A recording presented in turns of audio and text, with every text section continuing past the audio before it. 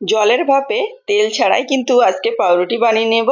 এটা অসম্ভব মজার হয়, দেখেই বুঝতে পারছেন। কোনো রকম পুর ছাড়াই কিন্তু ঝটপট এই পাউরুটিটা বানিয়ে নিতে পারেন। ছোটদের স্কুল টিফিনে বলুন আর সকালের জল খাবারে বলুন, অসম্ভব মজার হয়। দু রকম ভাবে আমি বানিয়েছি, যেটা ভালো লাগবে সেভাবে বানাতে পারেন। তবে দুটো রেসিপি দুটোই অসাধারণ ছিল। একই ডোতে আমি দু রকম ভাবে বানিয়েছি। আসুন দেখে নেওয়া যাক এই সহজ রেসিপিটা কিভাবে বানালাম। তবে আশা করছি সকলে ভালো লাগবে। আর ছোট ছোট টিপস গুলো মিস করবেন না। এই ছোট ছোট টিপসে কিন্তু অনেক কিছু পরিবর্তন হতে পারে। আসুন দেখে নেওয়া যাক। আমি এখানে একটা মিক্সিং বোল নিয়েছি আর তার মধ্যে দিয়ে নিচ্ছি আমি এখানে 2 কাপ আটা। এখানে সাদা আটা নিয়েছি, চাইলে ময়দা নিতে পারেন। স্বাদ অনুযায়ী লবণ দিয়ে নিচ্ছি। লবণ দেওয়া হয়ে গেছে, এখন দিয়ে নিচ্ছি চিনি। এখানে চিনিটা 4 টেবিল চামচের মতো ছিল। একটু মিষ্টি মিষ্টি হলে খেতে ভালো লাগে, ওই জন্য চিনি দিলাম।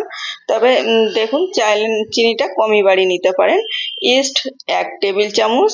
আর এখানে খুব বেশি ইস্ট দিইনি, সামান্য কুসুম গরম জল দিয়ে দিচ্ছি।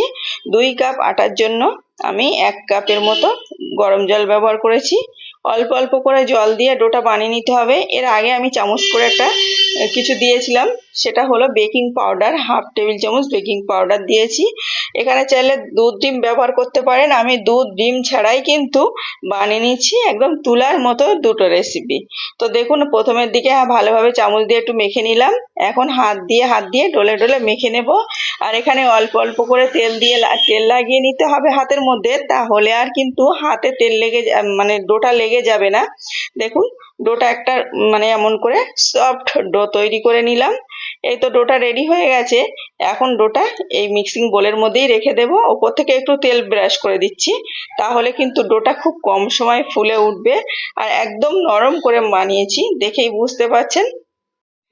যত বেশি ডোটা এমন পাতলা হবে এই রেসিপিটা গুলো তত বেশি পারফেক্ট হবে। নরম তুলতুলে মোলায়েম, একদম মুখে দিলে যেন গলে যাবে এমন একটা ব্যাপার। আমি এখন ডোটা উপর থেকে ঢাকনা দিয়ে ঢেকে রেখেছিলাম 30 মিনিটের মতো। 30 মিনিটের কম সময়ে কিন্তু ফুলে গেছিল, তাও আমি সময় একটু হাতে ছিল তো 30 মিনিটের মতো রেখেছিলাম। আর এখন একটা বোর্ডের উপরে নিয়ে একটু সামান্য পরিমাণ তেল দিয়ে হাত দিয়ে ডলে ডলে মেখে নিয়েছি।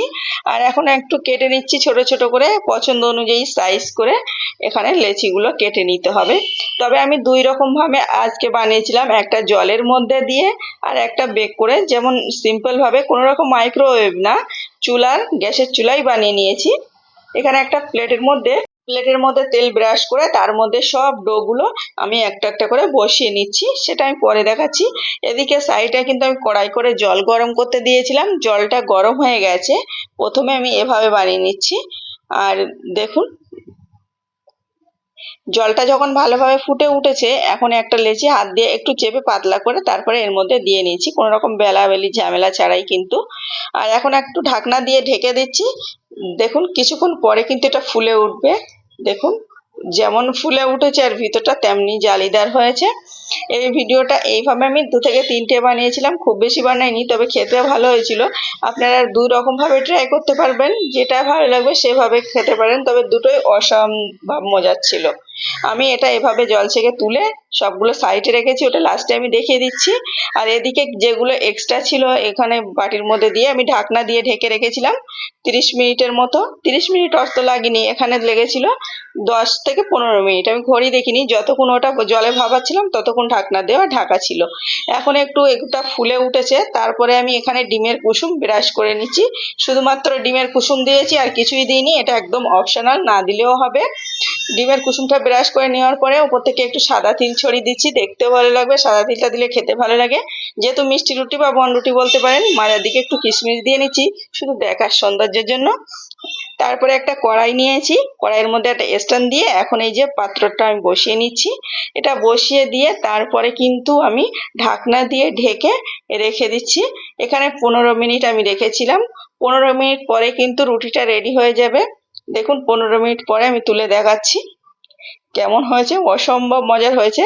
একটু কালার করতে চাইছিলাম, ওই জন্য আবারও কিছুক্ষণ ঢাকনা দিয়ে ঢেকে 5 মিনিটের মতো রেখেছিলাম। 5 মিনিটের মধ্যে দেখুন কালারটাও এসে গেছে, আর একদম তুলার মতো নরম হয়েছে।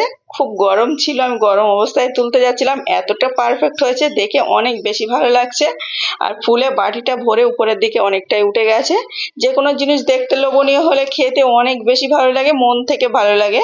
দেখুন, আমি গরম অবস্থায় একটু ঠান্ডা করে নিয়ে আপনাদের দেখাচ্ছি মোল্ড আউট করে যে কেমন হয়েছে। যেন মনে হচ্ছে তুলার থেকেও বেশি নরম। এই সিম্পল ভাবে দুধ ডিম ছাড়াই কিন্তু এই রেসিপিটা বানিয়ে নিতে পারেন। আমরা অনেকেই দুধ ডিম দিয়ে পছন্দ করি, আবার অনেকেই সিম্পল ভাবে ঘরে থাকা সামান্য উপকরণ দিয়ে বানিয়ে নিতে পারি। দেখুন, একটু প্রথমে সাইড দিয়ে আমি ছাড়িয়ে নিচ্ছি, একটা ছুরি দিয়ে কেটে তুলে নিচ্ছি, তারপরে আমি তুলে দেখাই। এই তো সাইড দিয়ে ভালোভাবে ছাড়িয়ে নিয়েছি, আর এখন আমি তুলে নিচ্ছি হাত দিয়ে তুলে দেখুন কেমন মানে তুলা মনে হচ্ছে। যখন সাইডে টানছি দেখলেই বুঝতে পারবেন ভালোভাবে। অনেক বেশি পারফেক্ট হয়েছিল। দুধ ডিম ছাড়াই এতটা মজার হবে না দেখলে বিশ্বাসই করতে পারবে না। যারা প্রথমবারও ট্রাই করতে চাচ্ছেন পুরো রেসিপিটা সেম ভাবে ট্রাই করবেন, সকলের কিন্তু পারফেক্ট হবে। আমি একটু ভালোভাবে ঠান্ডা করে নিয়েছি, তারপরে এটা পরিবেশন করব। আর এটা কিন্তু ছোটদের স্কুল টিফিনে দিতে পারেন, আর দুধ চায়ের সঙ্গে খেতে তো অসম্ভব। একই ডোতে আমি এই দুই রকম ভাবে রুটি বানিয়েছি। এখন একটু ছেড়ে দেখাই, তাহলেই বুঝতে পারবেন যে কতটা মজার হয়েছে।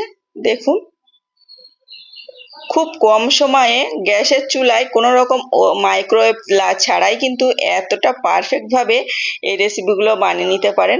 যেটা আমি জলে ভেজেছিলাম সেটা কিন্তু হালকা করে কড়াইতে ফ্রাই করে নিয়ে তারপরে পরিবেশন করেছিলাম। চাইলে ওইভাবেও খেতে পারেন, ওটাও মজার হয়। আর আমার তো এটা বেশি ভালো লেগেছিল, যেহেতু এটা বেক করে নিয়েছিলাম। এটা কিন্তু অনেক দিন ধরে এভাবে সংরক্ষণ করে রাখতে পারেন, একদম নরম তুলতুলেই থাকবে। প্লিজ আপনাদের কেমন লেগেছে বলতে ভুলবেন না। ভালো লাগলে লাইক করার অনুরোধ করছি।